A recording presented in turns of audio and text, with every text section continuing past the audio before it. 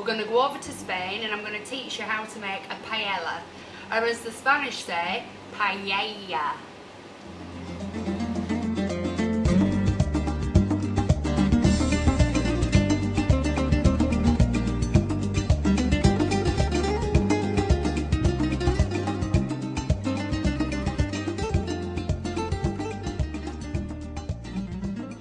So we're going to slice the chorizo and we're going to leave it chunky. The reason why we use chorizo is because it's one of the Spanish's main dishes. It's what they cure and they have alongside the jamon and all the other ingredients. So into that I'm going to chuck the chorizo and just let that brown off. Garlic, just crushed up.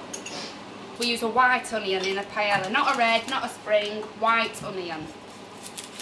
And yes, it does matter with the onion. They do all have slightly different flavours. Roughly chopped, doesn't have to be perfect. Just that.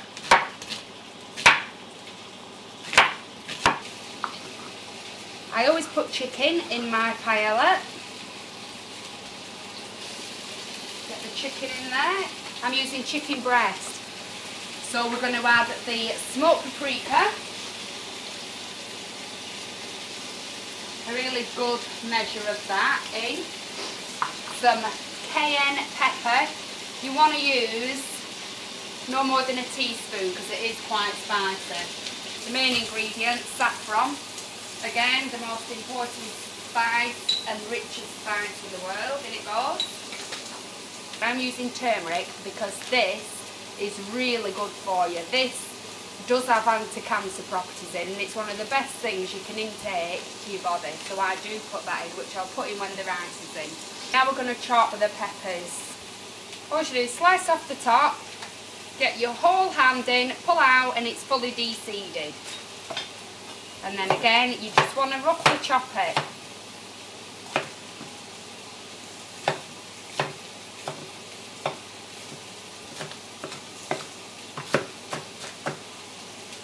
Doesn't have to be neat.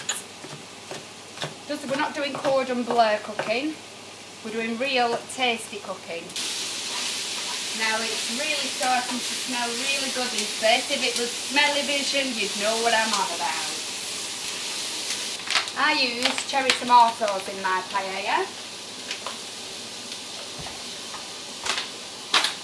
It's not traditional, but I use them.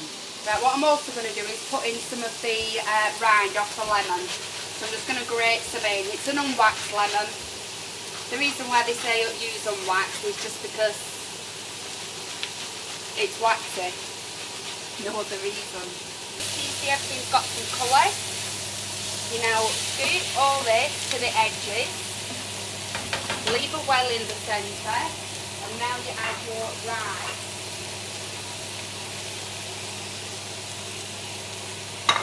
Along with water. It's probably about a full kettle's worth of water that you use. In my paella I also put olives. Yes, olives, or as the Spanish say, olivas. I'm also going to add some sun-dried tomatoes.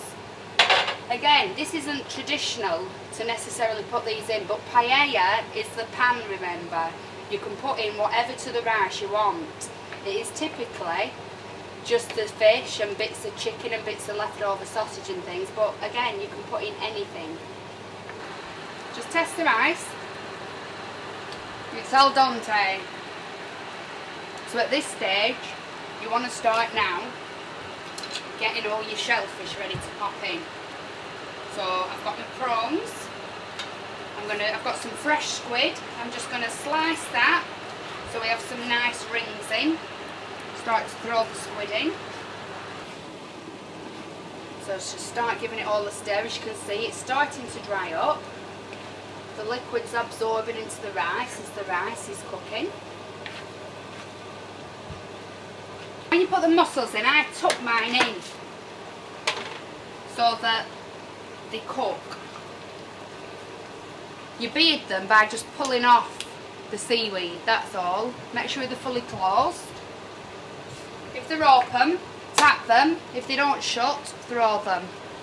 Make sure the shells aren't cracked. Just touch them. Make sure that they're fully closed so that you don't kill anybody. Again, key to that, you just pull it off the seaweed. That's called bearding the mussels. In they go. Tuck them in so they cook.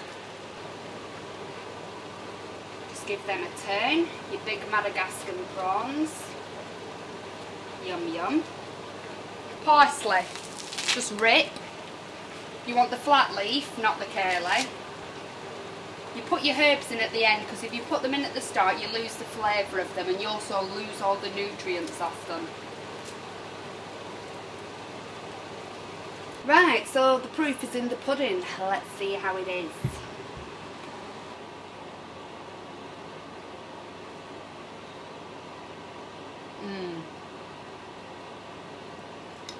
That is. If you cook that for your friends, you'll have best friends for life. It's gorgeous. Really good. And it's so healthy as well.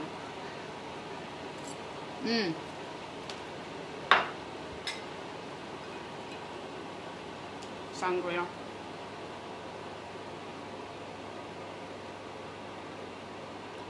I feel like I've died and gone to heaven.